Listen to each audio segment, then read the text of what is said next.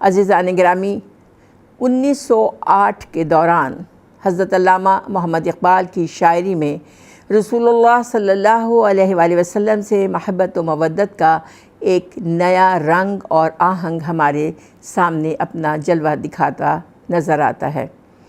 1908 میں بانگ درا میں لکھی جانے والی نعتیہ نظم کا انداز ملاحظہ فرمائیے۔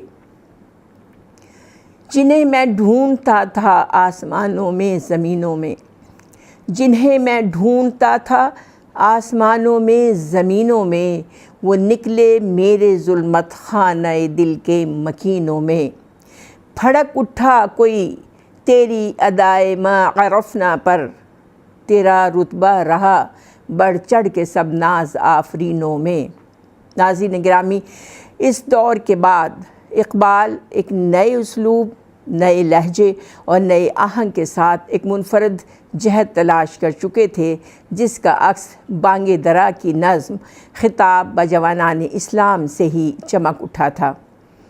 اس کے عین بعد آنے والے زمانے میں کلام اقبال میں مقصد رسالت، عظمت رسول، تعلیمات نبوی صلی اللہ علیہ وآلہ وسلم اور اسوہ حسنہ کے ساتھ ساتھ حب رسول صلی اللہ علیہ وآلہ وسلم کے تحت عقیدت و محبت، نظر و نیاز، دعا و مناجات اور شوق یسرب کے مضامین بکثرت دکھائی دیتے ہیں۔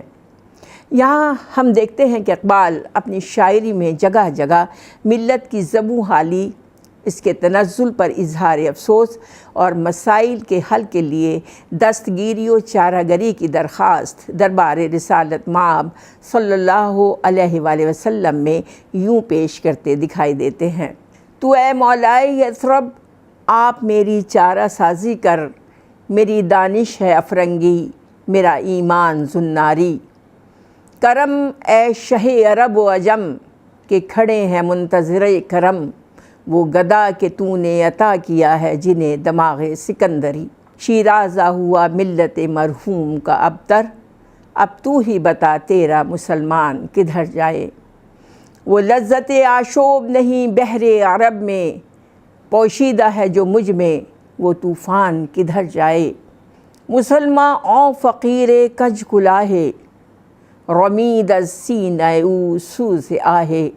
یعنی مسلمان جس کی شان یہ ہے کہ وہ فقیری میں بھی بادشاہ ہوتا ہے، یعنی بے سر و سامانی میں بھی اللہ کے سوا ہر ایک سے بے نیاز ہوتا ہے، لیکن آج اپنی مسلمانی شان کھونے کی وجہ سے اس کے سینے میں اسلام کا سوز غم اور حرارت ختم ہو چکی ہے۔